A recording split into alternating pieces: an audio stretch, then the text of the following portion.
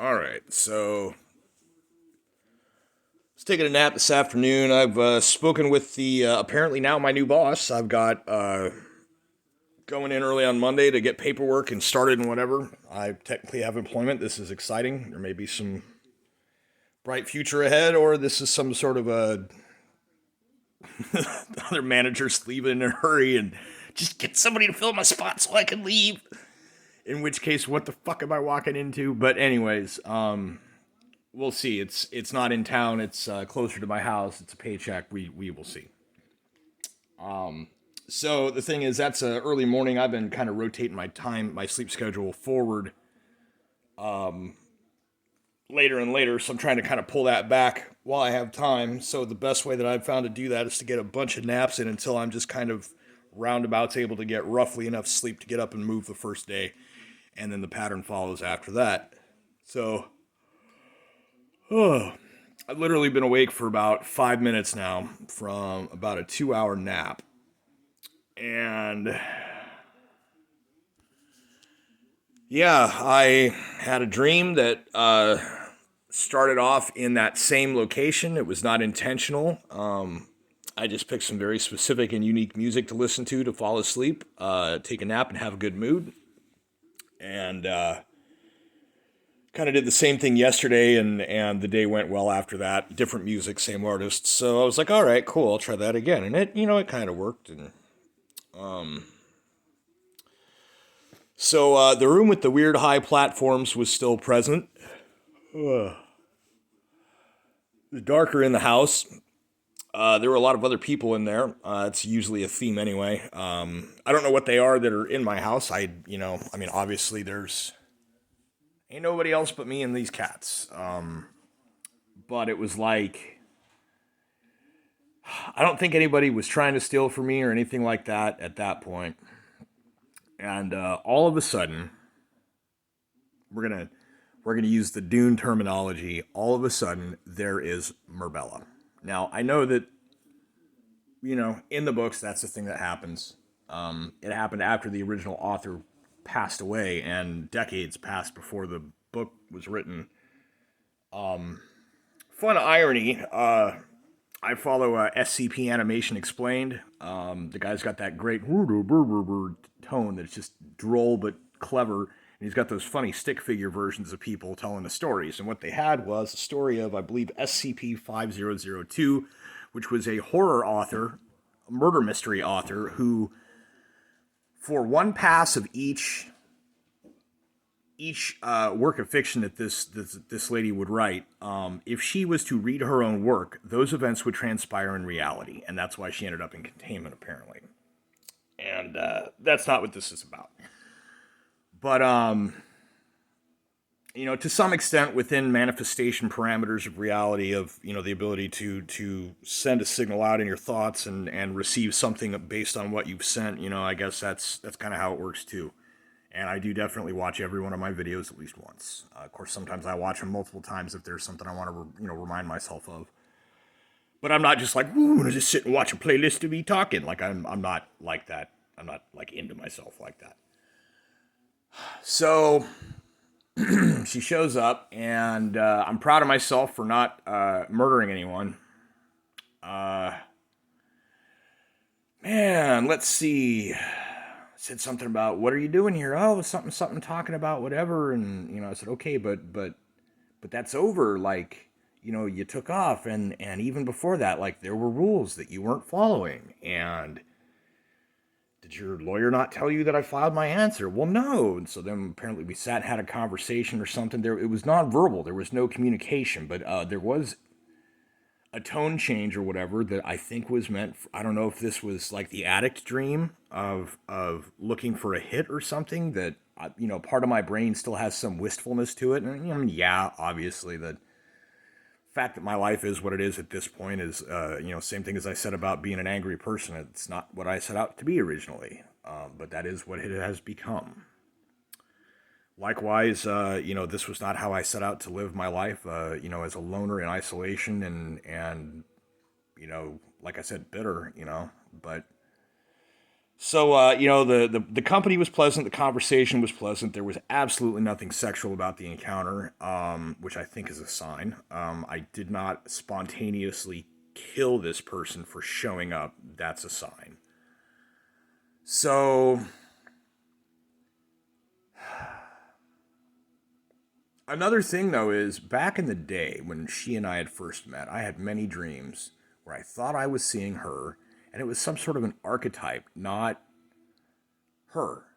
And I would see like this archetype with a bunch of kids, and the one kid looked like her daughter, and I said, "Okay, so who's?" And I was like, say her name, and the archetype says, "No, that's not me," and points at this little girl, and I'm like, "You're her," and she goes, "Yeah." I'm like, "So I don't even know."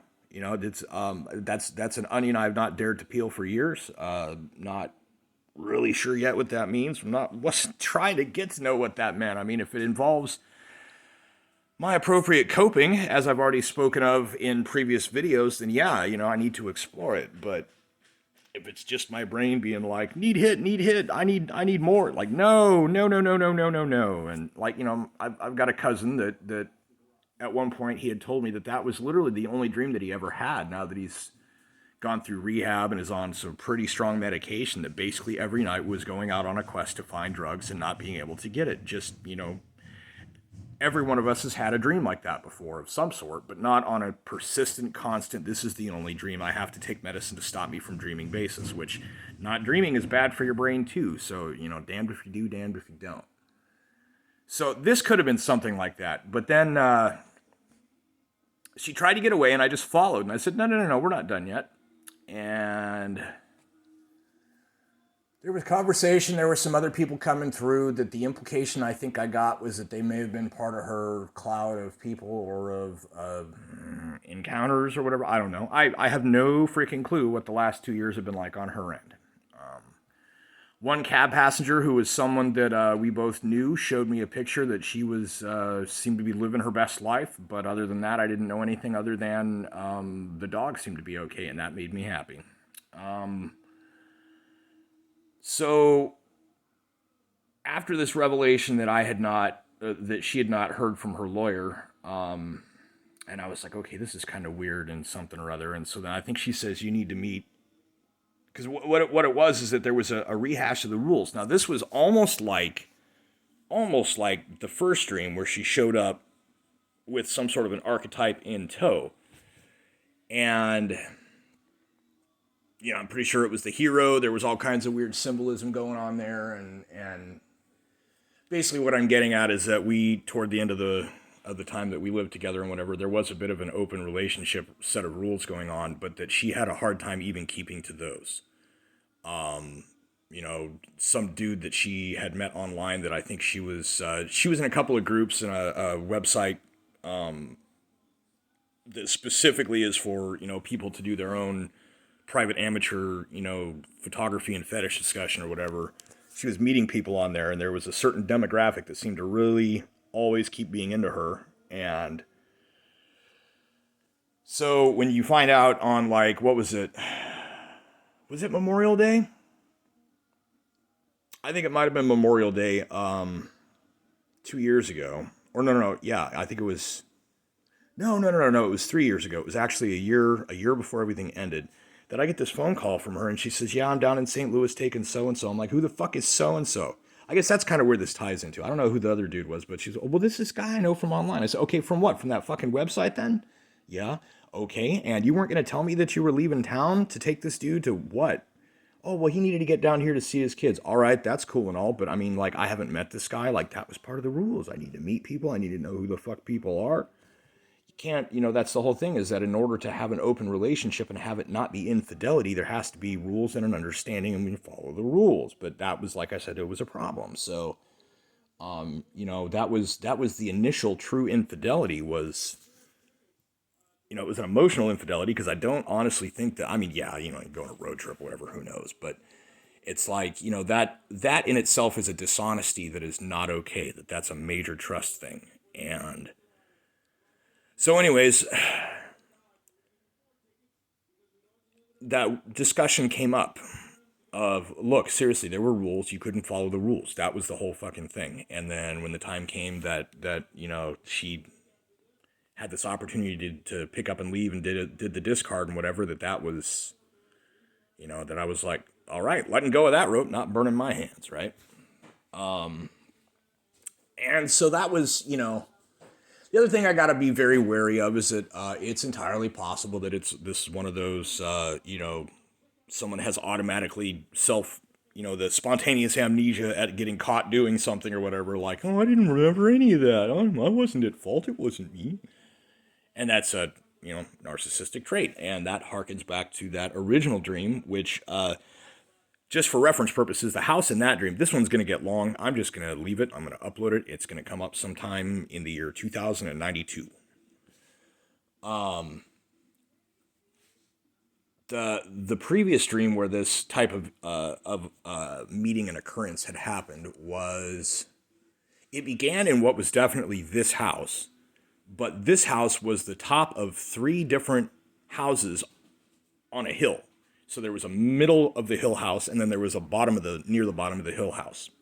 And that dream involved some kind of a celebration that was going on, like a wedding party or something in the yard, and I did not partake in the feast. There's a whole bunch of very specific, very easily looked up symbolism to it. It just had to do with the lifestyle choice that I've gone through since then. That it's, as they say, going my own way. I'm just not even trying to deal with it. Obviously, my decision making is part of the problem. So don't try and be a judge of character. Don't try and, meet new folks or whatever. Don't get into another relationship for damn sure. It's basically only going to result in getting hurt because I'm obviously not capable of discerning that someone is actually good for me, and I'm only going to get someone that's going to hurt me. So the best way to avoid getting hurt is to avoid that entirely. That's kind of the plan, right? So what I'm getting at is in this one,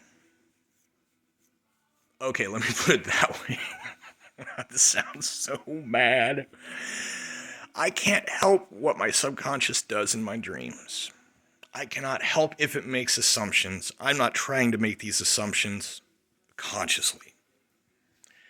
This time the guy was white.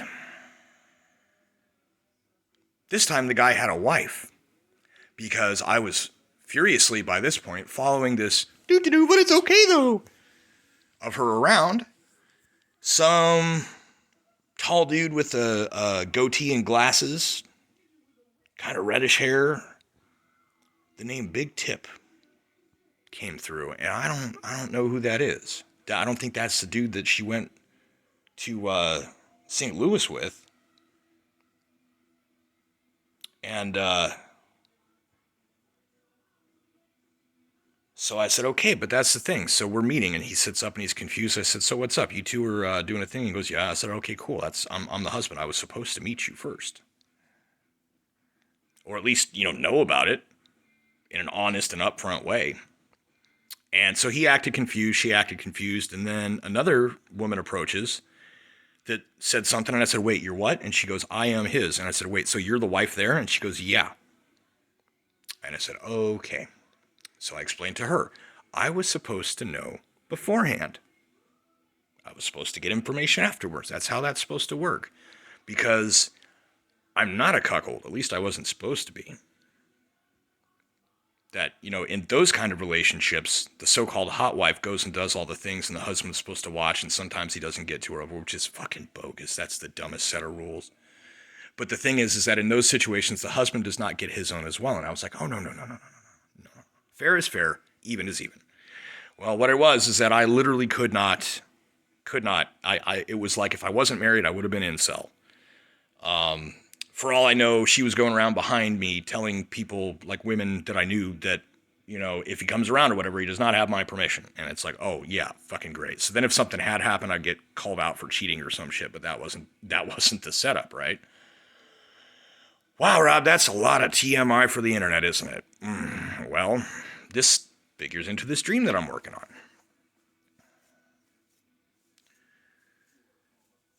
So, yeah, I don't think these were people that I'd ever seen before. And I did have a brief, false awakening kind of thing where for just a second as I was dozing, there was a couple people walk by through the vision side of my mind, not in my house, and there wasn't a place set yet, but it was like just a sense of, here's me, here's thing, And somebody walked by. I'm like, oh boy. Because as I was falling asleep, I was thinking, isn't that funny? That as soon as I said I don't see people in my dreams, I start seeing people in my dreams. And this one, I really don't know if this was convergent or not. But anyways, so that at that point, like it seemed like my heart was telling me like maybe there's some kind of interpersonal progress or I don't know. And then just I'm awake in my bed. It's 6 o'clock p.m. I've been asleep for 2 hours. And well, I guess that's that. I didn't even attempt to wake myself. Usually I have to consciously wake myself out if things get too confusing or horrible and I have a hard time realizing it's a dream. And in this one, I still hadn't figured out that it was a dream. I mean, I guess I kind of did. And that's the key to a lucid dream is that you don't get excited, but yes, I'm doing it, because then you wake up. So maybe that's what happened. I don't know. But anyway, so yeah. Who the fuck is Big Tip? What kind of a nickname is that? That gives me weird... What? So anyways, I don't know whether this was real or bullshit or what in this dream because unless somebody has gone into her head and gotten rid of some TV-based brainwashing shit, I don't think that was the case there. Unless this, you take that concept of whiteness and blackness that they talk about in some of these trendy ideas that don't base themselves in logic, academia, or really reality. Because, yeah, lots of times I've been a black dude in a dream. So, what does that mean? But then this guy... So then it's like, okay, well, then does that mean that the physical representations in the dreams have absolutely nothing, like, what did I look like to them? I have no clue. There was no mirrors there.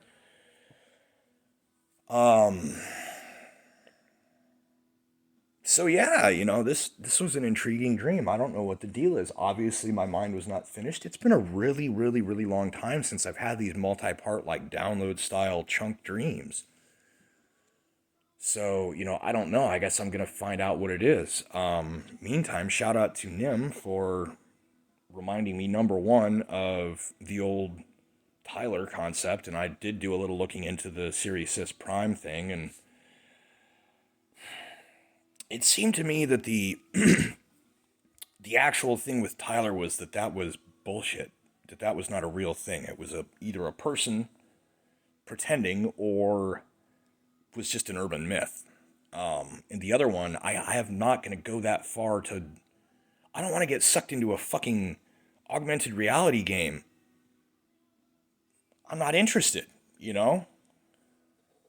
So if that's what it is, but the thing is then, is like, how am I supposed to find out if I mean, God, we can consult some really, really old writings about the kiosk over a decade ago, definitely pre-Frabjous Day. And if you don't know what Frabjous Day is, ask me what it is in the comments, but I'm not going to say it in the video.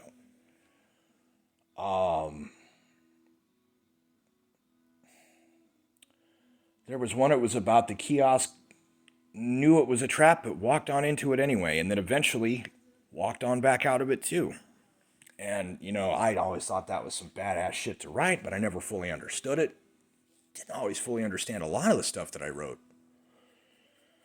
Take that for what you will.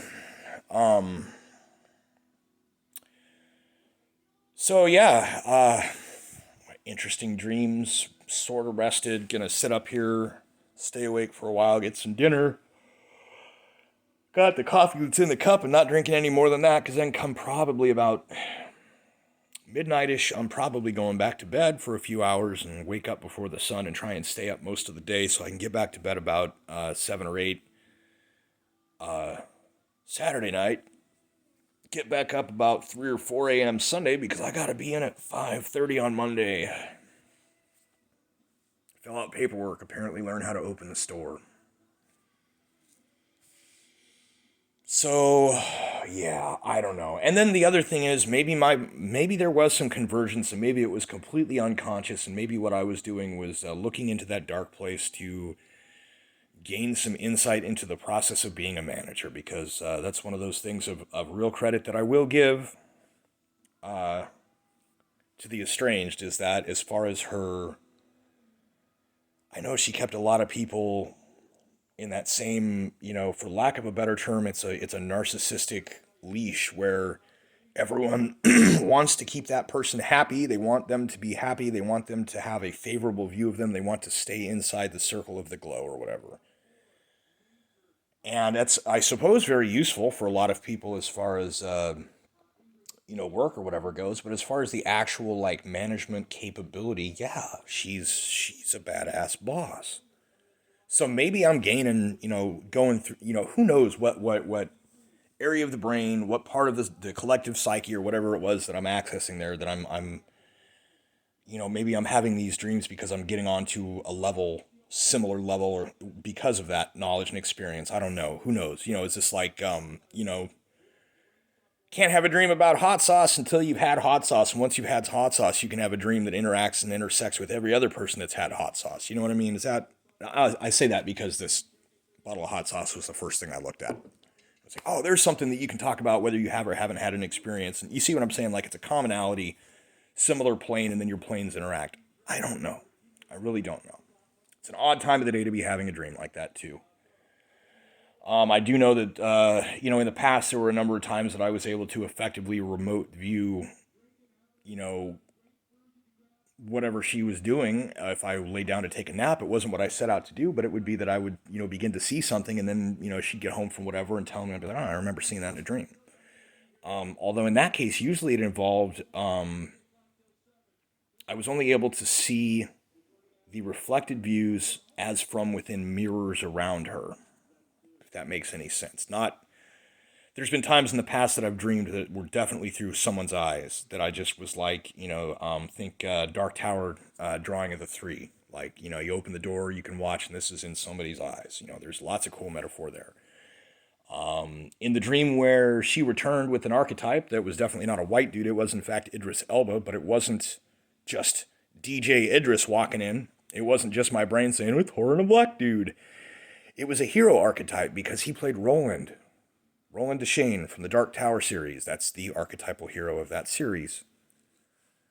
Who subsequently found doors on a beach, standing individually like monoliths, and opened a door and found that he was viewing through someone else's eyes. And though, if he was able to step into the door, he could pull forward and take over, which is kind of weird and creepy too. Not exploring that.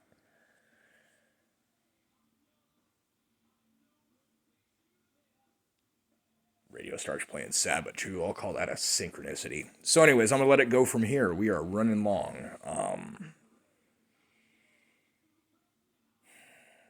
Don't know what to make of the dream. I'm not shaken. I'm not happy. Borders on melancholy. Because in a way it was kind of the same sick, sad desperation of trying to fix something that can't be fixed. Only I wasn't necessarily experiencing it, so I wonder, who knows? There's all kinds of speculation you could do if you're, analyzing another person's behavior or motives to try and, if you think you know what's going on, or well, maybe this means this. And I don't know. I really don't know. Lots of things, lots of thoughts.